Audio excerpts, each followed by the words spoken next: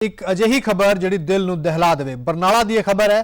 इत्थों की जेल दे विच एक सिख कैदी की पिठ ते अतवादी लिखिया गया। ये मामला लगातार भखदा जा रहा है। इस मामले दे विच हुण प्रतिक्रम लगातार आ रहे हैं। एक कैदी की पिठ के उपर अतवादी लिखिया गया। उस कैदी ने खुद कोर्ट दे विच जज के सामने दिखाया कि देखो मेरी पिठ के उपर इन्हां ने अतवादी लिख दिता है। इस तो बाद हुण इस मामले विच कार्रवाई की मंग लगातार की जा रही है।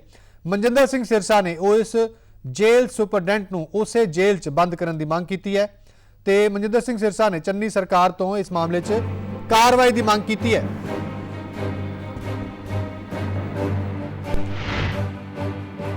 सुपरडेंट ने अपने ते लगे इल्जामां नूं बेबुनियाद दस्सिया।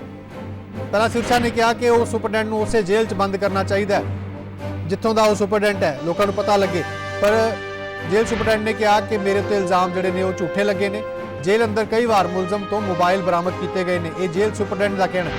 उन्होंने कहा कि साडे वालों सख्ती करन ते इसने साडे ते झूठे इल्जाम लगा दिते। पर की अतवादी भी उसने अपने आप लिख लिया। जिहड़े उसके उत्ते लाठियां के निशान जिहड़े पिठ ते नजर आ रहे हैं कि वो भी अपने आप लिख ले ने। एक वड्डा सवाल है इस विचाले। तो बरनाला की जेल के अंदर यह होया, एक शख्स उसकी पिठ ते अतवादी लिख दिता गया।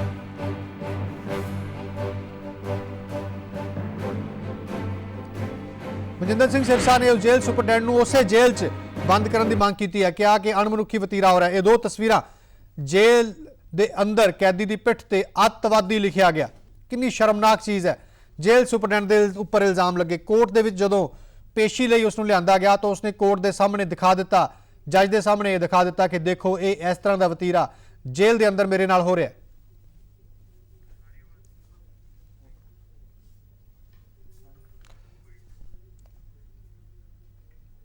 जेल ਦੇ ਵਿੱਚ ਸੁਪਰਡੈਂਟ ਬਲਵੀਰ ਸਿੰਘ ਨੇ ਜੀ, ਜਿਹੜੇ ਬੰਦੇ ਨੂੰ ਬਹੁਤ ਜ਼ਿਆਦਾ ਤੰਗ ਪਰੇਸ਼ਾਨ ਕਰ ਰਹੇ ਨੇ, ਬਹੁਤ ਹੀ ਜ਼ਿਆਦਾ। ਤੇ 24 ਤਰੀਕ ਨੂੰ ਕੁਝ ਬੰਦਿਆਂ ਨੇ ਜੇਲ੍ਹ ਦੇ ਵਿੱਚ ਮਤਲਬ ਕਿ ਪੀਸੀਓ ਦਾ ਟਾਈਮ ਵਧਾਉਣ ਵਾਸਤੇ ਮਤਲਬ ਕਿ ਸੁਪਰਡੈਂਟ ਨਾਲ ਗੱਲਬਾਤ ਕੀਤੀ ਸੀ ਤਾਂ ਉਹਨਾਂ ਨੂੰ ਬਹੁਤ ਜ਼ਿਆਦਾ ਕੁੱਟਿਆ ਮਾਰਿਆ ਗਿਆ। ਜਦੋਂ 2-4 ਹੋਰ ਬੰਦਿਆਂ ਨੇ ਮਤਲਬ ਕਿ ਇਹ ਚੀਜ਼ ਦੀ ਵਿਰੋਧਤਾ ਕੀਤੀ ਤਾਂ ਬਾਹਰੋਂ ਮਿਲ ਕੇ ਪੁਲਿਸ ਲਾਈਨ ਚੋਂ ਗਾਰਡ ਨੂੰ ਬੁਲਾਇਆ ਗਿਆ ਤੇ 5-7 ਘੰਟੇ ਬੰਦਿਆਂ ਨੂੰ ਬਹੁਤ ਜ਼ਿਆਦਾ ਕੁੱਟਿਆ ਮਾਰਿਆ ਗਿਆ, ਜਿਹਦੇ ਵਿੱਚ ਮਤਲਬ ਕਿ 13 ਮੁਲਾਜ਼ਮਾਂ ਤੇ ਪਰਚਾ ਵੀ ਹੋਇਆ ਹੋਊਗੀ। ਤੇ ਗੁਰੂ ਘਰ ਜਿਹੜਾ ਸੁਪਰਡੈਂਟ ਆ ਬੈਠਣ ਨਹੀਂ ਦਿੰਦਾ ਬੰਦਿਆਂ ਨੂੰ, ਪੱਗਾਂ ਉਤਾਰ ਕੇ ਬੇਅਦਬੀ ਕੀਤੀ ਜਾਂਦੀ ਹੈ। ਮੈਂ ਗਰੀਬ ਬੰਦੇ ਦੇ ਹੱਕ 'ਚ ਬੋਲਣ ਦੀ ਕੋਸ਼ਿਸ਼ ਕੀਤੀ, ਮਤਲਬ ਕਿ ਵੀ ਗਰੀਬ ਬੰਦਿਆਂ ਨਾਲ ਧੱਕਾ ਹੋ ਰਿਹਾ ਤਾਂ ਮਤਲਬ ਕਿ ਮੈਨੂੰ ਕੁੱਟਿਆ ਮਾਰਿਆ ਗਿਆ। ਮੈਨੂੰ ਕਹਿੰਦੇ ਜਿਹੜੇ ਤੇਰੇ ਖਿਆਲ ਨੇ ਉਹ ਤੇਰੇ ਖਿਆਲ ਮਤਲਬ ਕਿ ਅੱਤਵਾਦੀਆਂ ਵਾਲੇ ਖਿਆਲ ਨੇ। ਤੇ ਮੇਰੇ ਢੂਹੀ ਤੇ ਸੱਟਾਂ ਫੇਟਾਂ ਮਾਰੀਆਂ ਗਈਆਂ ਤੇ ਮੇਰੇ ਢੂਹੀ ਦੇ ਉੱਤੇ ਮਤਲਬ ਕਿ 2-4 ਬੰਦਿਆਂ ਨੇ ਮੈਨੂੰ ਫੜ ਕੇ ਕੁੱਟਿਆ ਮਾਰਿਆ ਤੇ ਮੇਰੇ ਅੱਤਵਾਦੀ ਢੂਹੀ ਤੇ ਲਿਖਿਆ ਗਿਆ। ਮੰਗ ਕਰ ਦਾਂਗਾ ਵੀ ਜੇਲ੍ਹ ਸੁਪਰਡੈਂਟ ਤੇ ਮਤਲਬ ਕਿ ਮੇਰੀ ਸੁਣਵਾਈ ਹੋਣੀ ਚਾਹੀਦੀ ਹੈ ਤੇ ਉੱਥੇ ਇਨਕੁਆਇਰੀ ਹੋਣੀ ਚਾਹੀਦੀ ਹੈ। ਮੈਂ ਮਤਲਬ ਕਿ ਐਪਲੀਕੇਸ਼ਨ ਵਗੈਰਾ ਵੀ ਲਿਖ ਕੇ ਲੈ ਕੇ ਆਇਆ। ਬੰਦੀ ਮਤਲਬ ਇੱਕ ਗੈਂਗ ਬਣਾਉਣ ਦੀ ਕੋਸ਼ਿਸ਼ ਕਰਦਾ ਹੈ, ਜੋ ਇਹਨੇ ਇੱਥੇ ਇਸ ਜੇਲ੍ਹ ਤੇ ਵੀ ਸ਼ੁਰੂ ਕੀਤੀ ਹੋਈ ਸੀ। ਜਦੋਂ ਬੰਦੇ ਇਕੱਠੇ ਕਰਕੇ ਜਿਹੜੇ ਸ਼ਰੀਫ ਬੰਦੇ ਅੰਦਰ ਰਹਿੰਦੇ ਆ ਉਹਨਾਂ ਤੇ ਆਪਣਾ ਦਬਦਬਾ ਬਣਾ ਕੇ ਰੱਖਣਾ, ਉਹਨਾਂ ਨੂੰ ਗਾਲੀ ਗਲੋਚ ਕਰਨਾ, ਉਹਨਾਂ ਤੋਂ ਸਾਰਾ ਕੰਮ ਕਰਵਾਉਣਾ, ਇਹਦਾ ਆਮ ਧੰਦਾ ਹੈ। ਤੇ ਜਦੋਂ ਇਸ ਜੇਲ੍ਹ ਦੇ ਵਿੱਚ ਇਸ ਗੱਲ ਦੀ ਰੋਕ ਟੋਕ ਕੀਤੀ ਕਿ ਗਰੁੱਪਬਾਜ਼ੀ ਨਾ ਬਣਾਈ ਜਾਵੇ, ਇਹਦੇ ਨਾਲ ਕੋਈ 5-7 ਬੰਦੇ ਹੋਰ ਸੀ ਜੋ ਬਾਕੀ ਮਤਲਬ ਬੰਦਿਆਂ ਨੂੰ ਤੰਗ ਕਰਦੇ ਸੀ। ਜਦੋਂ ਮੇਰੇ ਇਹ ਗੱਲ ਧਿਆਨ ਦੇ ਵਿੱਚ ਆਈ ਤਾਂ ਮੈਂ ਉਹ ਬੰਦੇ ਇਕੱਲੇ ਵੱਖ-ਵੱਖ ਬੈਰਕਾਂ ਦੇ ਵਿੱਚ ਪਾਤੇ।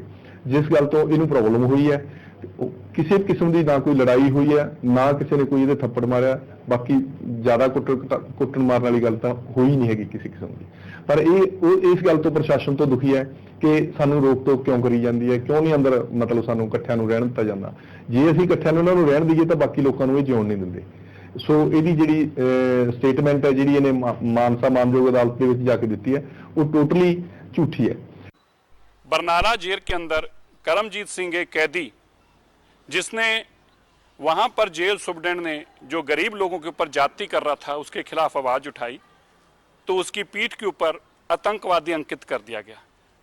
उसकी पीठ के ऊपर ये छाप दिया गया ये आतंकवादी, ये कहकर कि तेरी सोच आतंकवादियों वाली है, इसलिए उसकी पीठ के ऊपर आतंकवादी लिखवा दिया गया।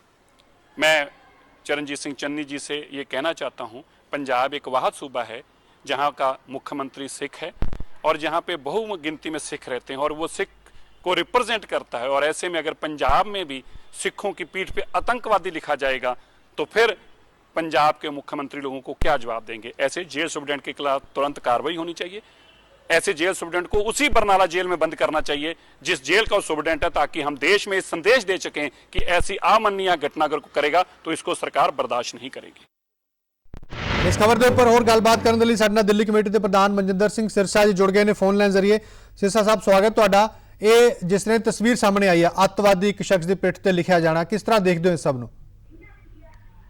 बहुत एक दुखदाई घटना है। मैनू दुख इस गल का ज्यादा है जी कि पंजाब के अंदर एक सिख की पिठ ते एक सिख के पिंडे ते ये छाप देना अतवादी जी एक अतवादी ਉਹਦੇ ਪਿੰਡੇ ਤੇ ਨਹੀਂ। मैं महसूस करता है कि भावें मुख मंत्री सरदार चरणजीत सिंह चन्नी होण ते भावें मनजिंदर सिंह सिरसा इत्थे प्रधान होवे, ये साडी ਜਿਹੜੀ ਪਿੰਡੇ ਤੇ ਛਾਪਿਆ ਗਿਆ है, ਇਹਦਾ ਸੰਦੇਸ਼ ਇਹ ਆ कि जेकर पंजाब वर्गा सूबा ਜਿਹੜਾ ਸਿੱਖੀ ਨੂੰ ਰਿਪਰੈਜ਼ੈਂਟ ਕਰਦਾ ਹੈ जी ਤੇ ਸਿੱਖ ਪੰਜਾਬ ਨੂੰ ਰਿਪਰੈਜ਼ੈਂਟ ਕਰਦੇ ਆ, ਇਸ ਪੰਜਾਬ ਦੇ ਅੰਦਰ ਪਹਿਲਾਂ ਵੀ ਕਾਂਗਰਸ ਨੇ ਬਾਰ-ਬਾਰ ਸਿੱਖਾਂ ਨੂੰ ਅੱਤਵਾਦੀ ਵੱਖਵਾਦੀ ਦੱਸਣ ਦਾ ਕੰਮ ਕੀਤਾ।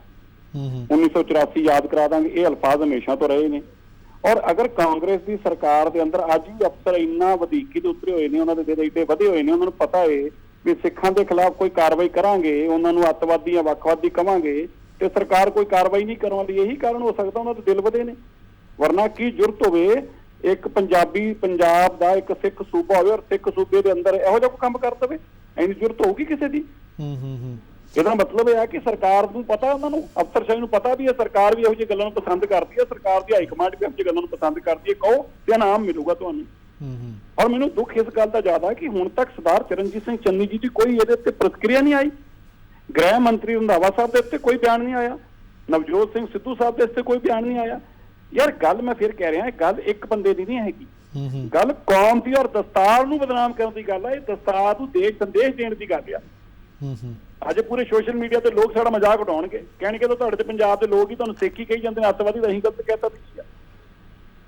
ਸਿਰਸਾ ਸਾਹਿਬ, ਅਸੀਂ ਜਿਹੜਾ ਜੇਲ੍ਹ ਸੁਪਰਡੈਂਟ ਹੈ ਉਹਦਾ ਬਿਆਨ ਵੀ ਜਿਹੜਾ ਸੁਣਿਆ, ਉਹ ਹੁਣ ਉਸ ਦਾ ਬਿਆਨ ਵੀ ਚਲਾਇਆ, ਉਹ ਇਹ ਕਹਿ ਰਿਹਾ ਕਿ ਇਹ ਸ਼ਖਸ ਉੱਥੇ ਗਰੁੱਪਬਾਜ਼ੀ ਕਰ ਰਿਹਾ ਸੀ, ਅਸੀਂ ਉਸ ਨੂੰ ਮਨਾ ਕਰ ਰਹੇ ਸੀ।